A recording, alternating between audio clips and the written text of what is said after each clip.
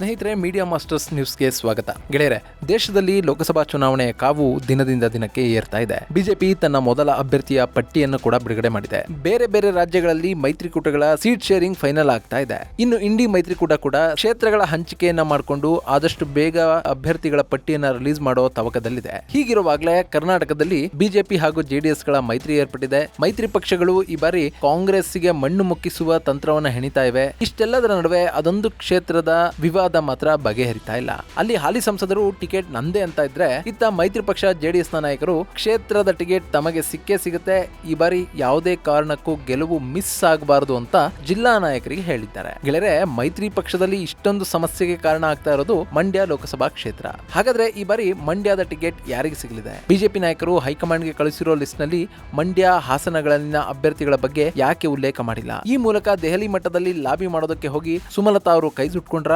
ಅಥವಾ high command ticket confirm ಮಾಡಿದ್ಯಾ ಅನ್ನೋದ್ರ ಬಗ್ಗೆ ಒಂದಷ್ಟು ಮಾಹಿತಿಯನ್ನ ನಾವಿಲ್ಲಿ ನೋಡೋಣ.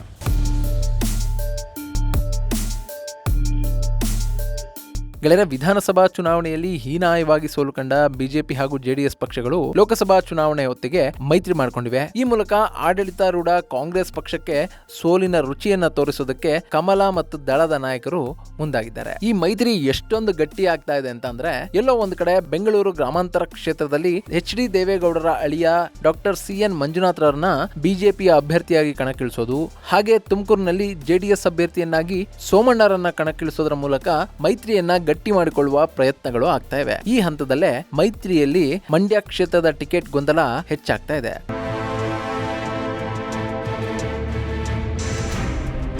ಮಂಡ್ಯ ರಾಜಕೀಯದ ಬಗ್ಗೆ ನಿಮಗೆ ಹೆಚ್ಚಾಗಿ ಹೇಳ್ಬೇಕಾಗಿಲ್ಲ. ಇಡೀ ಇಂಡಿಯಾದ ರಾಜಕೀಯವೇ ಬೇರೆ, ಮಂಡ್ಯದ ರಾಜಕೀಯವೇ ಬೇರೆ ಅಂತ ಸ್ಥಳೀಯರು ಹೇಳ್ತಾರೆ. ಒಂದ್ ಕಡೆ ಜೆಡಿಎಸ್ ನವರು ಟಿಕೆಟ್ ಬೇಕು ಅಂತ ಇದ್ರೆ, ಮತ್ತೊಂದು ಕಡೆ ಮಂಡ್ಯವನ್ನ ಬಿಟ್ಕೊಡಲ್ಲ ಅಂತ ಹಾಲಿ ಸಂಸದೆ ಸುಮಲತಾ ಖಡಕ್ ಆಗಿ ಹೇಳ್ತಾ ಇದ್ದಾರೆ. ಹೀಗಾಗಿ ಮಂಡ್ಯ ಕ್ಷೇತ್ರದ ಟಿಕೆಟ್ ಯಾರಿಗೆ ಅನ್ನೋ ವಿಷಯವೇ ದಿನದಿಂದ ದಿನಕ್ಕೆ ರಂಗನ್ನ ಪಡಿತಾ ಇದೆ. ಇನ್ನು ಲೋಕಸಭಾ ಚುನಾವಣೆಗಳು ಹತ್ತಿರ ಬರ್ತಾ ಇದ್ದಾಗೆ ಹಾಲಿ ಸಂಸದೆ ಸುಮಲತಾ ಸಖತ್ ಆಕ್ಟಿವ್ ಆಗಿದ್ದಾರೆ. ಬ್ಯಾಕ್ ಟು ಬ್ಯಾಕ್ ಮಂಡ್ಯ ಪ್ರವಾಸ ಮಾಡ್ತಿದ್ದಾರೆ. ಮಂಡ್ಯ ಜಿಲ್ಲೆಯ ವಿಧಾನಸಭಾ ಕ್ಷೇತ್ರಗಳಲ್ಲಿ ಮಿಂಚಿನ ಸಂಚಾರವನ್ನು ನಡೆಸ್ತಾ ಇರುವಂತಹ ಸುಮಲತಾ ಅಂಬರೀಶ್ ಈ ಕ್ಷೇತ್ರಗಳಲ್ಲಿನ ಸರ್ಕಾರಿ ಕಾರ್ಯಕ್ರಮಗಳು ಹಾಗೂ ಖಾಸಗಿ ಕಾರ್ಯಕ್ರಮಗಳಲ್ಲಿ ಭಾಗವಹಿಸ್ತಾ ಇದ್ದಾರೆ. ಈ ಮೂಲಕ ತಾನು ಆಕ್ಟಿವ್ ಸಂಸದೆ ಅಂತ ತೋರಿಸಿಕೊಳ್ಳುವಂತಹ ಪ್ರಯತ್ನವನ್ನ ಸುಮಲತಾ ಅಂಬರೀಶ್ ಮಾಡ್ತಾ ಇದ್ದಾರೆ.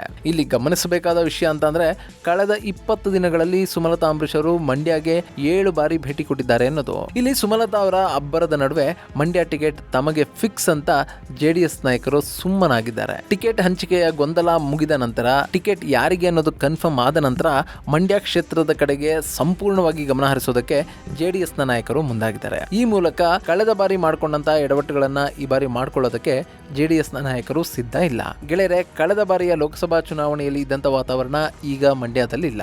ಅಲ್ಲಿ ಅಂಬರೀಶ್ ಅವರ ಸಾವಿನ ಅನುಕಂಪ ಇಲ್ಲ. ಕಾಂಗ್ರೆಸ್ ನಾಯಕರು ಸುಮಲತಾ ಅವರ ಬೆನ್ನಿಗೆ ನಿಲ್ತಿಲ್ಲ. ಹಾಗೆ ಬಿಜೆಪಿ ಈ ಬಾರಿ ಬೇಷರತ್ತಾಗಿ ಸುಮಲತಾ ಅವರಿಗೆ ಬೆಂಬಲವನ್ನ ಘೋಷಣೆ ಮಾಡ್ತಾ ಇಲ್ಲ.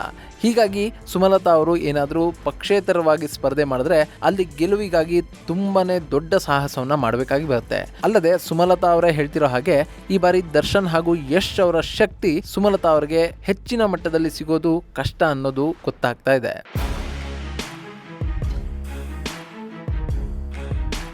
ಹೀಗಾಗಿನೇ ಇಲ್ಲಿ ಸುಮಲತಾ ಅವರು ಬಿಜೆಪಿಯ ಟಿಕೆಟ್ ಅನ್ನ ಪಡೆಯೋದಕ್ಕೆ ಶತಾಯಗತಾಯ ಪ್ರಯತ್ನ ಮಾಡ್ತಾ ಇರೋದು. ಒಂದು ವೇಳೆ ಬಿಜೆಪಿಯ ಟಿಕೆಟ್ ಸಿಕ್ಕಿದ್ದೆ ಆದ್ರೆ ಅಲ್ಲಿ ಪ್ರಧಾನಿ ನರೇಂದ್ರ ಮೋದಿ ಅವರ ಬಲ ಸುಮಲತಾ ಅಂಬರೀಶ್ ಅವರಿಗೆ ಸಿಗುತ್ತೆ. ಇನ್ನು ಮೈತ್ರಿ ಪಕ್ಷ ಹಾಗೂ ಹೀಗೂ ಕೊಸರಾಡಿದ್ರು ಅಲ್ಲಿನ ಅರ್ಧ ಮತಗಳು ಮಾತ್ರ ಬೇರೆ ಕಡೆಗೆ ಹೋಗ್ಬೋದು. ಇನ್ನರ್ಧ ಮತಗಳು ಮೈತ್ರಿ ಧರ್ಮದ ಹಿನ್ನೆಲೆಯಲ್ಲಿ ತನಗೆ ಬೀಳ್ಬಹುದು ಅನ್ನೋ ಲೆಕ್ಕಾಚಾರ ಸುಮಲತಾ ಅವರಲ್ಲಿದೆ. ಹೀಗಾಗಿ 100% 500% ಟಿಕೆಟ್ ನನಗೆ ಸಿಗುತ್ತೆ ಅನ್ನೋ ವಿಶ್ವಾಸ ಇದೆ ಅನ್ನೋ ಮಾತುಗಳನ್ನ ಸುಮಲತಾ ಅಂಬರೀಶ್ ಹೇಳ್ತಾ ಇದ್ದಾರೆ. ಆದ್ರೆ ಮಂಡ್ಯದಲ್ಲಿ ಸಂಸದೆಯವರ ಬಗ್ಗೆ ಇರುವಂತಹ ಮಾತುಗಳೇ ಬೇರೆ. ಗೆಳೆಯರೆ, ಇಲ್ಲಿ ಗಮನಿಸಬೇಕಾದ ಅಂಶ ಅಂತಂದ್ರೆ, ಸುಮಲತಾ ಅವರು ಈಗ ಓಡಾಡ್ತಿರೋ ಹಾಗೆ ಕಳೆದ 4.5 ವರ್ಷದಿಂದ ಕ್ಷೇತ್ರದಾದ್ಯಂತ ಓಡಾಡಿ ಅಲ್ಲಿನ ಜನರ ಕಷ್ಟಗಳಿಗೆ, ಸಮಸ್ಯೆಗಳಿಗೆ ಸ್ಪಂದಿಸಿದ್ರೆ ಇವತ್ತು ಅವರಿಗೆ ಇಂಥ ಸ್ಥಿತಿ ಖಂಡಿತ ಬರ್ತಿರ್ಲಿಲ್ಲ ಅನ್ನೋದು ಮಂಡ್ಯದಲ್ಲಿ ಹರಿದಾಡ್ತಾ ಇರುವಂತಹ ಮಾತು. ಸಂಸದೆ ಸುಮಲತಾ ಅವರು ಚೈನಾ ವೈರಾಣು ಸಂದರ್ಭದಲ್ಲಿ ಒಂದಷ್ಟು ವೆಂಟಿಲೇಟರ್ ಗಳನ್ನ ತಮ್ಮ ಸಂಸದರ ನಿಧಿಯಿಂದ ಕೊಡಿಸಿದ್ದನ್ನ ಬಿಟ್ರೆ ಇನ್ನೆಲ್ಲೂ ಕೂಡ ಅವರ ಅನುದಾನಗಳು, ಅವರ ಕೆಲಸಗಳು ಹೊರಗೆ ಬರಲೇ ಇಲ್ಲ. ಅಲ್ಲೇನಿದ್ರು ಜೆಡಿಎಸ್ ನಾಯಕರು ಮತ್ತು ಸುಮಲತಾ ಅವರ ನಡುವಿನ ಮುಸುಕಿನ ಗುದ್ದಾಟವೇ ಹೆಚ್ಚು ಸುದ್ದಿ ಆಗ್ತಾ ಇತ್ತು. ದಿಶಾ ಸಭೆಗಳಲ್ಲೂ ಕೂಡ ಜೆಡಿಎಸ್ನ ಶಾಸಕರು ಹಾಗೂ ಸಂಸದೆಯ ನಡುವೆ ಕಿತ್ತಾಟಗಳೇ ಆಗ್ತಾ ಇದ್ವು ವಿನಃ ಅಲ್ಲಿ ಅಭಿವೃದ್ಧಿಯ ಬಗ್ಗೆ ಸಂಸದರು ತಲೆ ಕೆಡಿಸಿಕೊಳ್ಳೇ ಇಲ್ಲ ಅಂತ ಪಕ್ಷಾತೀತವಾಗಿ ನಾಯಕರು ಮಾತಾಡ್ತಾ ಇದ್ರು. ಇನ್ನು ಕೆಆರ್ಎಸ್ ಸುತ್ತಲೂ ಗಣಿಗಾರಿಕೆಯನ್ನ ನಿಲ್ಲಿಸೋದಕ್ಕೆ ಸುಮಲತಾ ಹೋರಾಟ ಮಾಡಿದ್ರಾದ್ರೂ ಆ ಗಣಿಗಳಲ್ಲಿ ಬಹಳಷ್ಟು ಜೆಡಿಎಸ್ ಮುಖಂಡರಿಗೆ ಸೇರಿತ್ತು. ಹೀಗಾಗಿ ಅವರ ವಿರುದ್ಧ ಹಠಕ್ಕೆ ಬಿದ್ದು ಅಲ್ಲಿನ ಗಣಿಯನ್ನು ಮುಚ್ಚಿಸೋದಕ್ಕೆ ಸುಮಲತಾ ಪ್ರಯತ್ನ ಪಟ್ಟರು ಅಂತ ಜನ ಮಾತಾಡ್ಕೊಂಡ್ರು. ಇದೆಲ್ಲದರ ನಡುವೆ ಸಂಸದೆ ಸುಮಲತಾ ಹಾಗೂ ಪ್ರತಾಪ್ ಸಿಂಹ ನಡುವೆ ಕೂಡ ವಾಗ್ವಾದಗಳು ನಡೆದವು. ಇನ್ನು ಕಾವೇರಿ ವಿಷಯದಲ್ಲೂ ಕೂಡ ಸಂಸದೆಯಾಗಿ ಸುಮಲತಾ ಅವರು ಸರಿಯಾದ ಪಾತ್ರವನ್ನ ನಿರ್ವಹಿಸಲಿಲ್ಲ. ಲೋಕಸಭೆಯಲ್ಲಿ ಕರ್ನಾಟಕ ರಾಜ್ಯವನ್ನ ಸಮರ್ಥಿಸಿಕೊಳ್ಳುವಲ್ಲಿ ಮಂಡ್ಯ ಭಾಗದ ಜನರಿಗೆ ಕಾವೇರಿ ನದಿಯ ನೀರು ಎಷ್ಟು ಮುಖ್ಯ ಅನ್ನೋದನ್ನ ಕೇಂದ್ರಕ್ಕೆ ಮನವರಿಕೆ ಮಾಡಿಕೊಳ್ಳೋದ್ರಲ್ಲಿ ಸುಮಲತಾ ವಿಫಲರಾದರು ಅನ್ನೋ ಭಾವನೆ ಜನರಲ್ಲಿ ಉಳಿದ್ಬಿಟ್ಟಿದೆ.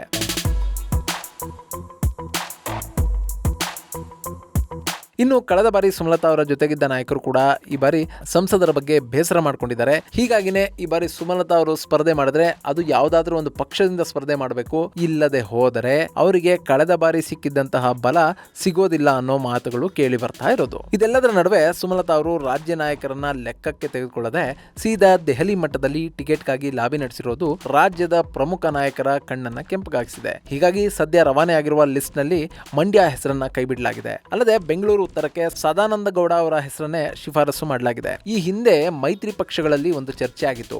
ಒಂದು ವೇಳೆ ಮಂಡ್ಯ ಜೆಡಿಎಸ್ ನ ಪಾಲಾದ್ರೆ ಸುಮಲತಾ ಅವರಿಗೆ ಬೆಂಗಳೂರು ಉತ್ತರ ಕ್ಷೇತ್ರದಿಂದ ಟಿಕೆಟ್ ಅನ್ನ ಕೊಡುವ ಮಾತುಕತೆಗಳು ನಡೆದಿದ್ವು. ಆದರೆ ಈಗ ರವಾನೆ ಆಗಿರುವಂತಹ ಪಟ್ಟಿಯಲ್ಲಿ ಬೆಂಗಳೂರು ಉತ್ತರ ಕ್ಷೇತ್ರದಿಂದ ಸದಾನಂದ ಗೌಡ ಅವರ ಹೆಸರೇ ಇದೆ ಹೊರತು ಸುಮಲತಾ ಅವರ ಹೆಸರನ್ನ ಅಲ್ಲಿ ಸೇರಿಸಲಾಗಿಲ್ಲ. ಇನ್ನು ಮಂಡ್ಯ ಹಾಗೂ ಹಾಸನದ ಬಗ್ಗೆ ಆ ಪಟ್ಟಿಯಲ್ಲಿ ಉಲ್ಲೇಖವನ್ನೇ ಮಾಡಲಾಗಿಲ್ಲ. ಹೀಗಿರುವಾಗ ಒಂದು ವೇಳೆ ಮಂಡ್ಯ ಕ್ಷೇತ್ರ ಜೆಡಿಎಸ್ ನ ಪಾಲಾದ್ರೆ ಸುಮಲತಾ ಅವರ ಕತೆ ಏನು ಅನ್ನೋದು ಇವತ್ತಿಗೂ ಕುತೂಹಲವನ್ನು ಉಂಟು ಮಾಡ್ತಿರುವಂತಹ ಪ್ರಶ್ನೆಯಾಗಿ ಉಳ್ಕೊಂಡಿದೆ. ಇನ್ನು ಇಷ್ಟೆಲ್ಲ ಆಗ್ತಾ ಇದ್ರು ಕೂಡ ಸುಮಲತಾ ಅವರು ತಾನು ಬೇರೆ ಕ್ಷೇತ್ರದಲ್ಲಿ ಸ್ಪರ್ಧೆ ಮಾಡೋದಿಲ್ಲ, ರಾಜಕೀಯ ಮಾಡೋದಾದ್ರೆ ಅದು ಮಂಡ್ಯದಲ್ಲಿ ಮಾತ್ರ ಅಂತ ಸುಮಲತಾ ಅವರು ಕಡ್ಡಿ ತುಂಡು ಮಾಡೋದ ಹಾಗೆ ಹೇಳ್ತಾ ಇದ್ದಾರೆ. ಹೀಗಾಗಿನೇ ಮಂಡ್ಯ ಲೋಕಸಭಾ ಕ್ಷೇತ್ರದ ಟಿಕೆಟ್ ನ ಹಂಚಿಕೆ ತೀವ್ರ ಕುತೂಹಲಕ್ಕೆ ಕಾರಣ ಆಗ್ತಾ ಇರೋದು.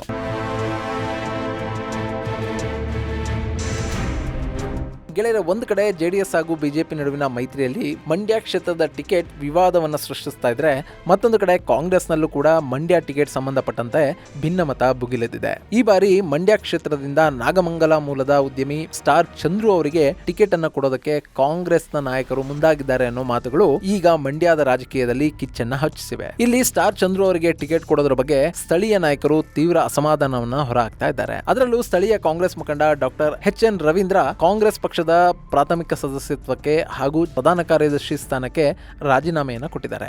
ಜೊತೆಗೆ ಊಟ ಹಾಕುವ ಜಿಲ್ಲೆಯ ಜನರನ್ನ ಕಾಂಗ್ರೆಸ್ ನಾಯಕರು ದುಡ್ಡಿನಲ್ಲಿ ಅಳಿತಾ ಇದ್ದಾರೆ. ಸ್ವಲ್ಪ ದಿನ ಕಳೆಯೋದ್ರೊಳಗೆ ಮಂಡ್ಯದ ಕೆರೆ ಒಳಗಡೆ ಒಂದು ದೋಣಿಯನ್ನ ನಿಲ್ಲಿಸಿ ಇಲ್ಲಿ ಕೆಸಿನೋವನ್ನೇ ಶುರು ಮಾಡ್ಬಿಡ್ತಾರೆ ಅಂತ ರವೀಂದ್ರ ಕಾಂಗ್ರೆಸ್ ನಾಯಕರ ವಿರುದ್ಧವೇ ಹರಿಹಾಯ್ತಾ ಇದ್ದಾರೆ. ಅಂದ್ರೆ ಈ ಮೂಲಕ ಶ್ರೀಮಂತ ಉದ್ಯಮಿಯನ್ನ ಕಣಕ್ಕಿಳಿಸಿ ಮಂಡ್ಯ ಕ್ಷೇತ್ರವನ್ನ ತಮ್ಮ ವಶ ಮಾಡ್ಕೊಳ್ಳೋದಕ್ಕೆ ಪ್ರಯತ್ನ ಮಾಡ್ತಿದ್ದ ಕಾಂಗ್ರೆಸ್ಗೆ ಸ್ವಲ್ಪ ಮಟ್ಟಿಗೆ ಆಘಾತ ಅಂತೂ ಆಗಿದೆ. ಗೆಳೆಯರೆ, ರವೀಂದ್ರ ಅವರು ಕಳೆದ ವಿಧಾನಸಭಾ ಚುನಾವಣೆಯಲ್ಲಿ ಮೇಲುಕೋಟೆ ಕ್ಷೇತ್ರದ ಕಾಂಗ್ರೆಸ್ನ ಟಿಕೆಟ್ ಆಕಾಂಕ್ಷಿ ಆಗಿದ್ರು. ಆದ್ರೆ ಮೇಲ್ಕೋಟೆಯಲ್ಲಿ ಅಭ್ಯರ್ಥಿಯನ್ನೇ ಕಣಕ್ಕಿಳಿಸಿದ ಕಾಂಗ್ರೆಸ್ ಸರ್ವೋದಯ ಪಕ್ಷದ ದರ್ಶನ್ ಪುಟ್ಟಣ್ಣಯ್ಯ ಅವರಿಗೆ ಬೆಂಬಲವನ್ನ ಘೋಷಣೆ ಮಾಡಿತು. ಹೀಗಾಗಿ ಅಲ್ಲಿ ಎಚ್.ಎನ್. ರವೀಂದ್ರ ಅವರಿಗೆ ಟಿಕೆಟ್ ಮಿಸ್ ಆಯ್ತು. ಆದ್ರೆ ಆ ಬಳಿಕ ಮಂಡ್ಯ ಲೋಕಸಭಾ ಚುನಾವಣೆಯ ಮೇಲೆ ಕಣ್ಣಿಟ್ಟಿದ್ದ ರವೀಂದ್ರ ಈಗ ಅದರಿಂದಲೂ ವಂಚಿತರಾಗಬೇಕಾಗಿ ಬರುತ್ತೆ ಅನ್ನೋದನ್ನ ಅರ್ಥಕೊಂಡಿದ್ದಾರೆ. ಹೀಗಾಗಿ ರವೀಂದ್ರ ಮಂಡ್ಯ ಜಿಲ್ಲೆಯ ನಾಯಕರ ವಿರುದ್ಧ, ಅದರಲ್ಲೂ ಸಚಿವ ಚಲುವರಾಯಸ್ವಾಮಿ ವಿರುದ್ಧ ಕೆಂಡ ಕಾರ್ತಾ ಇದ್ದಾರೆ. ಚಲುವರಾಯಸ್ವಾಮಿ ಅವರು ಉದ್ಯಮಿ ಸ್ಟಾರ್ ಚಂದ್ರು ಅವರನ್ನ ಕರೆತಂದು ಕಾಂಗ್ರೆಸ್ ಅಭ್ಯರ್ಥಿ ಮಾಡೋದಕ್ಕೆ ಪ್ರಯತ್ನ ಮಾಡ್ತಾ ಇದ್ದಾರೆ. ಇದು ಸರಿಯಾದ ಮಾರ್ಗ ಅಲ್ಲ ಅಂತ ಎಚ್.ಎನ್. ರವೀಂದ್ರ ತಮ್ಮ ಅಸಮಾಧಾನವನ್ನ ಹೊರಹಾಕಿದ್ದಾರೆ. ಗೆಳೆಯರೆ, ಈ ಸ್ಟಾರ್ ಚಂದ್ರು ಮೂಲತಃ ನಾಗಮಂಗಲ ತಾಲೂಕಿನವರು. ಸ್ಟಾರ್ ಗ್ರೂಪ್ ನ ಮಾಲೀಕರಾಗಿರುವ ಚಂದ್ರು ಅವರು ಗೌರಿಬಿದನೂರು ಕ್ಷೇತ್ರದ ಪಕ್ಷೇತರ ಶಾಸಕ ಪುಟ್ಟಸ್ವಾಮಿ ಗೌಡರ ತಮ್ಮ. ಈಗಾಗಲೇ ಪುಟ್ಟಸ್ವಾಮಿ ಗೌಡ ಹಾಗೂ ಅವರ ಅಳಿಯ ಶರತ್ ಬಚ್ಚೇಗೌಡ ಇಬ್ರು ಕೂಡ ಕಾಂಗ್ರೆಸ್ನ ಜೊತೆಯಲ್ಲಿದ್ದಾರೆ. ಇನ್ನು ಈಗ ಸ್ಟಾರ್ ಚಂದ್ರು ಅವರಿಗೆ ಟಿಕೆಟ್ ಅನ್ನ ಕೊಟ್ಟಿದ್ದೆ ಆದ್ರೆ ಅಲ್ಲಿ ಪುಟ್ಟಸ್ವಾಮಿ ಗೌಡರ ಕುಟುಂಬಕ್ಕೆ ಮತ್ತೊಂದು ಅವಕಾಶವನ್ನ ಕೊಟ್ಟಂತಾಗುತ್ತೆ. ಇನ್ನು ಸ್ಟಾರ್ ಚಂದ್ರು ಅಂತಲೇ ಪ್ರಖ್ಯಾತರಾಗಿರುವ ವೆಂಕಟರಮಣ ಗೌಡರು ಕೂಡ ಸಭ್ಯ ಹಾಗೂ ಸಂಭಾವ್ಯ ಅಂತಲೇ ಕರೆಸ್ಕೊಳ್ತಾ ಇದ್ದಾರೆ. ಆದ್ರೆ ಈ ಬಾರಿ ಅವರು ಕಾಂಗ್ರೆಸ್ ಪಕ್ಷದಿಂದ ಸ್ಪರ್ಧೆ ಮಾಡ್ತಾ ಇದ್ದಾರೆ. ಅವರ ಸ್ಪರ್ಧೆಗೆ ಪಕ್ಷದಲ್ಲೇ ವಿರೋಧ ವ್ಯಕ್ತ ಆಗ್ತಾ ಇದೆ. ಹೀಗಾಗಿ ಕಾಂಗ್ರೆಸ್ ಪಕ್ಷದಲ್ಲೂ ಕೂಡ ಮಂಡ್ಯದ ಟಿಕೆಟ್ ವಿಷಯದಲ್ಲಿ ತುಂಬಾನೇ ಗೊಂದಲಗಳಿವೆ. ಈ ಹಿಂದೆ ಕಾಂಗ್ರೆಸ್ ಪಕ್ಷ ಚಲುವರಾಯಸ್ವಾಮಿ ಅವರನ್ನೇ ಕಣಕ್ಕಿಳಿಸೋದ ಬಗ್ಗೆ ಯೋಚನೆ ಮಾಡಿತ್ತು. ಆದ್ರೆ ಚಲುವರಾಯಸ್ವಾಮಿ ಅವರು ಈ ಬಾರಿ ಚುನಾವಣಾ ಕಣಕ್ಕಿಳಿಯೋದಕ್ಕೆ ಸಿದ್ಧರಾಗಿಲ್ಲ. ಹೀಗಾಗಿ ಅವರೇ ಸ್ಟಾರ್ ಚಂದ್ರು ಅವರ ಹೆಸರನ್ನ ಮಂಡ್ಯದಲ್ಲಿ ಬಿಟ್ಟಿದ್ರು. ಈಗ ಇದು ಮಂಡ್ಯ ಕಾಂಗ್ರೆಸ್ನಲ್ಲಿ ಭಿನ್ನಮತಕ್ಕೆ ಕಾರಣ ಆಗಿದೆ. ಇದು ಗೆಳೆಯರೆ ಮಂಡ್ಯ ಕ್ಷೇತ್ರದಲ್ಲಿ ನಡೀತಿರುವಂತಹ ಒಂದಷ್ಟು ರಾಜಕೀಯ ಬೆಳವಣಿಗೆಗಳ ಬಗ್ಗೆ ಸಂಕ್ಷಿಪ್ತ ಮಾಹಿತಿ. ಮುಂದಿನ ವಿಡಿಯೋದಲ್ಲಿ ಮತ್ತೊಂದು ವಿಶೇಷವನ್ನ ನಿಮ್ಮ ಮುಂದಿರ್ತೀನಿ. ಅಲ್ಲಿವರೆಗೂ ನಮಸ್ಕಾರ.